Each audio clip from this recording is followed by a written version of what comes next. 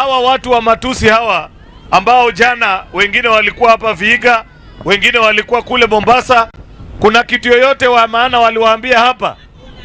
Kuna kitu waliwaambia? Oh, sijui one term, sijui Kasongo, sijui mambo gani.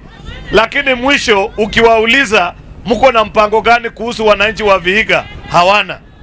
Na unajua nilifurahi sana sababu mimi nimesikia mpaka rafiki yangu Osotsi jana akisema ati hawa akina Beatrice ati ni watu wamenunuliwa. Unajua, waja niwaambie, Vihiga hoye, Vihiga hoye. Unajua mtu mchawi anafikirianga kila mtu ni mrogi. Mtu broker anafikiria kila mtu ni broker kama yeye. Hiyo maneno wanaongelea iko kwa kichwa yao.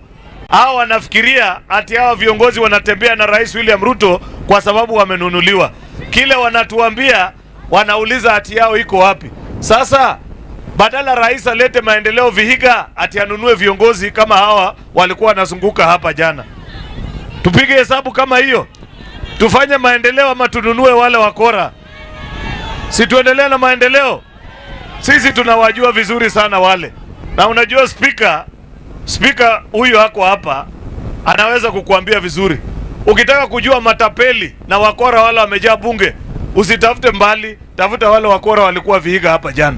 Extortionist of the highest order. Wakora, watu ya wash ambaye tunawajua kwa bunge, hakuna siku wana support sera yoyote bila kuitisha pesa. Alafu wanakuja hapa wanasema wanaweza okoa. Kuna mtu wanaweza okoa wale? Ningependa muambie nyinyi mjiokoe kwanza kabla ya kusema mnataka kuokoa Kenya. Na hakuna hesabu mko naye.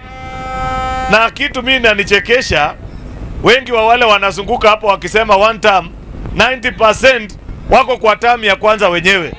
Wameninginia kwa makoti ya watu wakubwa ndio wakafika bunge. Ningependa kuambia wale wa ile Linda Mwananchi, nyinyi wenyewe ndio one term. Hakuna mwenye atarudi bunge kwa hiyo matapeli na maconmen. Unajua, unajishikilia kwa koti ya Raila, unachaguliwa senator wa Nairobi, unafikiri umekuwa mtu mkubwa sana.